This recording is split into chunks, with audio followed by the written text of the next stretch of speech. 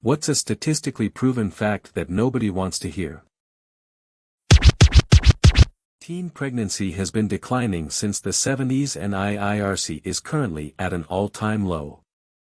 Don't tell the baby boomers that, though. It'll destroy their narrative of this generation being a bunch of sexed-up lunatics. While deployed in Afghanistan or Iraq, American female soldiers were more likely to be raped by their fellow soldiers than attacked by the enemy. That 61% of U.S. gun deaths are suicides. That 22 U.S. veterans commit suicide every day. Basically, we have a mental health crisis in this country and it doesn't seem that anyone is willing to seriously address it.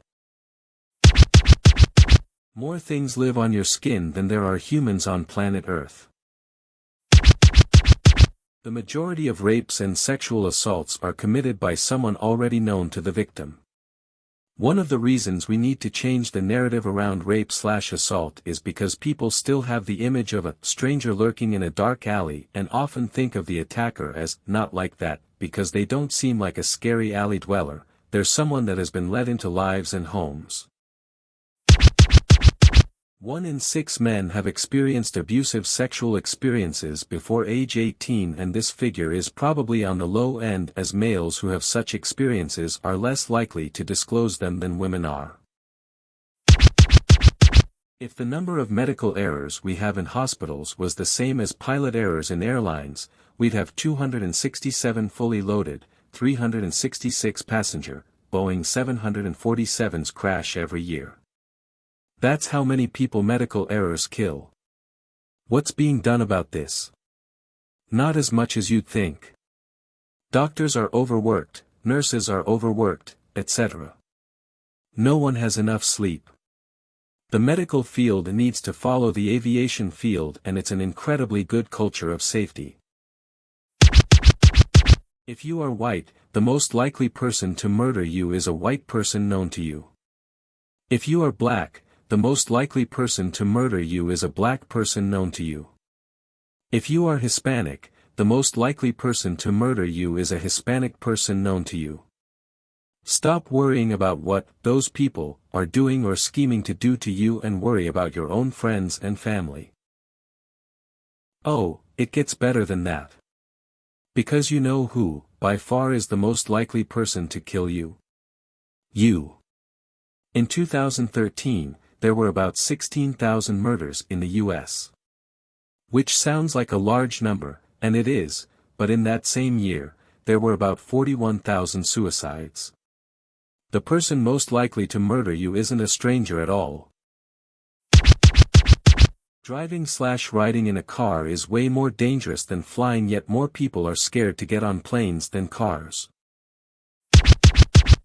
In 2013, 505 people died in America from accidental discharge of firearms.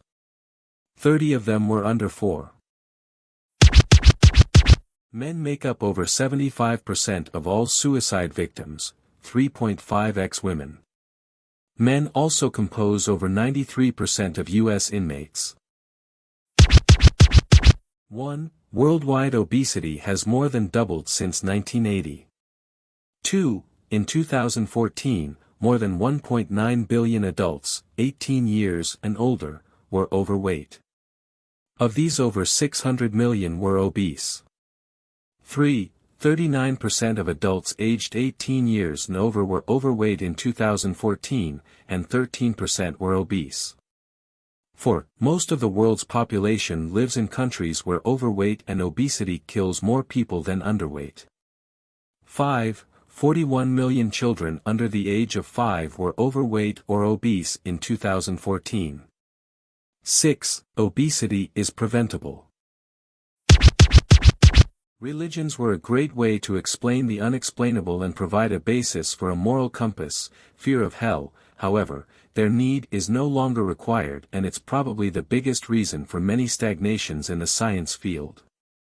Oh, also wars, suicide bombers, terrorism, hate, etc.